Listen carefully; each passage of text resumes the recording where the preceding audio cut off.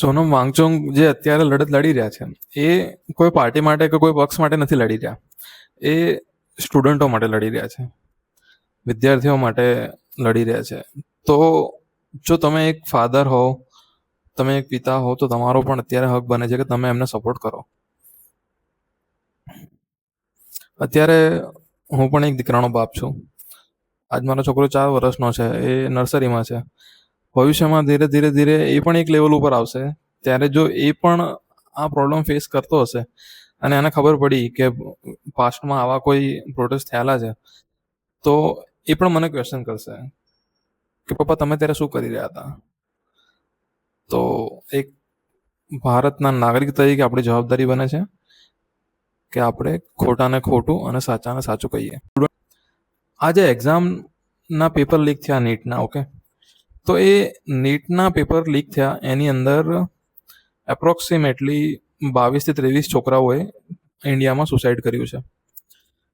ગવર્મેન્ટના એ વસ્તુથી ફીલ થાય છે કે આ છોકરાઓ જેને સુસાઇડ કર્યું છે એના મા બાપ પર શું વીતી હશે, એ છોકરાઓનું મેન્ટલ સ્ટ્રેસ કયા લેવલ ઉપર હશે કે જ્યારે એમણે સુસાઇડ કરવું પડ્યું.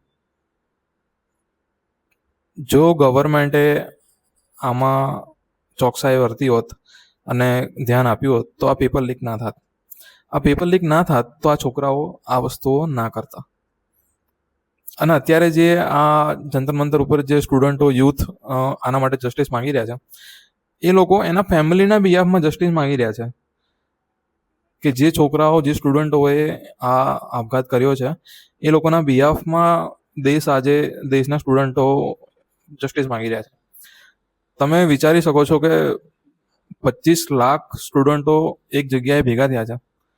આ કોઈ નાની સંખ્યા નથી. 25 લાખ સ્ટુડન્ટો ભેગા થઈ અને ગવર્મેન્ટની અંગજમાં વિરોધ કરી રહ્યા છે. આઈ થિંક આ આંકડો વધારે પણ હશે, બાકી 20 તારીખ પહેલાની વાત છે કે મને ખ્યાલ છે. તો 25 લાખ સ્ટુડન્ટો ત્યાં એકઠા થઈ ગયા હતા. અને બીજો ક્વેશ્ચન કે હું મારી જાત ઉપર પ્રાઉડ અનુભવું છું કે મેં કોઈ દિવસ કોઈ પણ સરકારી નોકરીને પ્રિપેરેશન નથી કરી, પોલીસ, કોન્સ્ટેબલ, તલાટી, આ તે, બિકોઝ હું આ લોકોનો ગુલામ બનવા નથી માંગતો. તમે જોવો છો અત્યારે કે જે પોલીસ અને જવાનો છે કે જે લોકો સ્ટુડન્ટોની ઉપર આવી રીતે બેરહેમીથી એમને મારે છે, હેરેસમેન્ટ કરે છે, આ કરે છે, તે કરે છે, એ બહુ ખોટી વસ્તુ છે. અને એ પણ કોના કહેવા પ્રમાણે કે જે એ લોકોના સિનિયર્સના ઓર્ડર આવ્યા ઉપર એના પ્રમાણે કરી રહ્યા છે. તો હું મારી જાતને પ્રાઉડ માનું છું કે હું આ જગ્યાએ નથી કે જ્યાં મારે આવી ગવર્મેન્ટની જી હુકુમી કરવી પડે. અને તમે કોને મારી રહ્યા છો યાર? એ આપણા છોકરાઓ છે.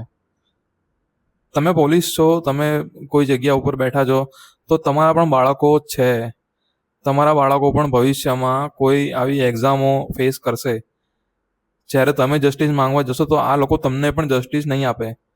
એટલે જે લડે છે એને લડવા દો, જે બોલી રહ્યા છે એને બોલવા દો.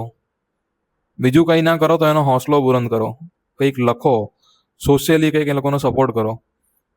ત્યાં જઈ ના શકો તો કંઈ નહીં, પણ એટલીસ્ટ તમે જ્યાં છો ત્યાંથી તો એમને સપોર્ટ કરો. અને આ હું પણ એક છોકરાનો બાપ છું, એટલે મને પોતે પણ એક વેદના છે કે ક્યાંક મારું બાળક પણ આ વસ્તુ ફેસ ના કરે ભવિષ્યમાં. તો એના માટે અત્યારે બોલવું જરૂરી છે. જો તમે નહીં બોલો તો તમારાથી મોટું કાયર કોઈ નથી.